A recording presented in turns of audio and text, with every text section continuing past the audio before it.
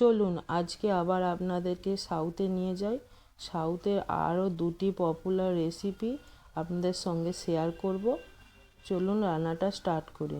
এখানে আমি প্রথমে বানাবো নারকেলের চাটনি, তারপর বানাবো রেডি টু কুক ইডলি, যে ব্যাটার পাওয়া যায় না, সে মিক্সচার দিয়ে ইডলি, মানে এগুলো মিক্স পাওয়া যায় প্যাকেট। আপনারা অনেকে জানেন, অনেকে জানেন না, সেজন্য বলছি আমি। চলুন রান্নাটা স্টার্ট করি। এখানে গ্যাস জ্বেলে নিলাম। প্রথমে আমি চাটনিটা বানাবো নারকেলের।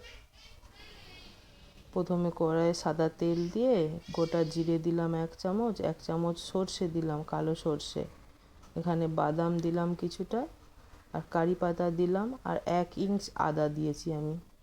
আর এখানে নারকেল আমি কুচিয়ে রেখেছিলাম, ছোট বাটির 1 বাটি দিয়ে দিলাম। দেখুন ভাজা হয়ে গেছে। এরপরে এটা মিক্সিতে আমি পেস্ট করে নেব। এখানে অল্প একটু ধনেপাতা দিলাম, আর দেব অল্প একটু তেঁতুল, যাতে টক ভাবটা থাকে, আর দিলাম 3টে কাঁচা লঙ্কা, অল্প 1 চামচ লবণ দিলাম। জল দিয়ে এটা মিহি করে পেস্টটা বানিয়ে নেব। দেখুন নারকেলের চাটনি রেডি হয়ে গেছে। এরপরে এতে একটু তড়কা দেব, মানে একটু সামান্য কারি পাতা এসব ভেজে ওতে দিয়ে দিলে এটা টেস্ট খুবই ভালো লাগে। এরকম করে নারকেলের চাটনি একবার বানিয়ে দেখবেন, খুবই সুন্দর লাগে। ধোসা, ইডলি এসবের সঙ্গে খুব ভালো লাগে খেতে। দেখুন শুকনো লঙ্কা দিলাম একটা ছিঁড়ে, আর অল্প একটুখানি আমি কালো সর্ষে দিলাম, আর দিলাম কারি পাতা।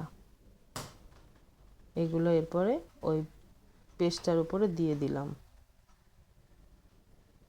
দেখুন কত সুন্দর হয়েছে এটা। এরপরে কড়াইতে আবার একটু সাদা তেল দেবো,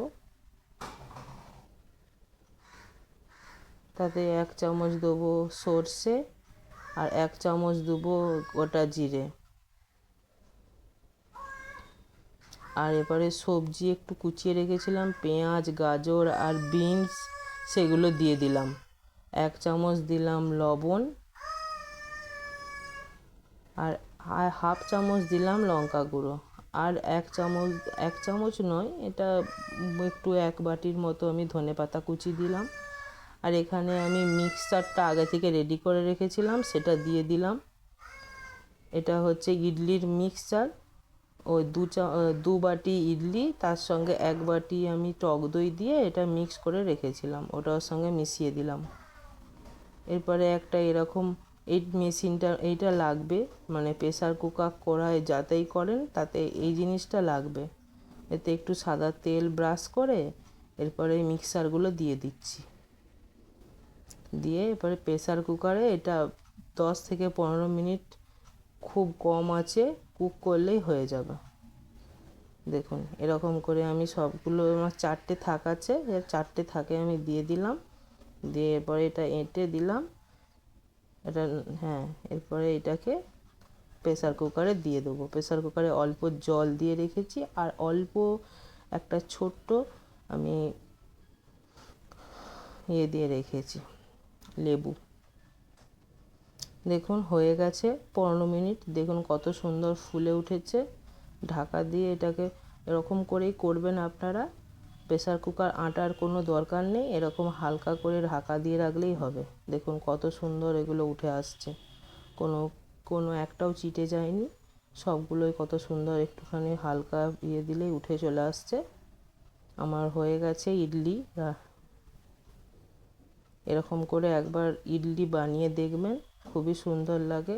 আর যাদের কাছে মিক্সারটা থাকবে না, তারা ওই বিউলির ডাল এক বাটি, আর 1 বাটি এমনি যে চালের ভাত খান সেই চাল পেস্ট করে, ভিজিয়ে পেস্ট করে এরকম করেই বানাতে পারেন। একটা ইনো লাগবে, আর লাগবে আপনার 1 বাটি দই, দইটা তো লাগবেই, আর লবণ। তার সঙ্গে এরকম করে ভেজিটেবিল দিয়ে দিলে এরকম সেম জিনিস তৈরি হয়ে যাবে।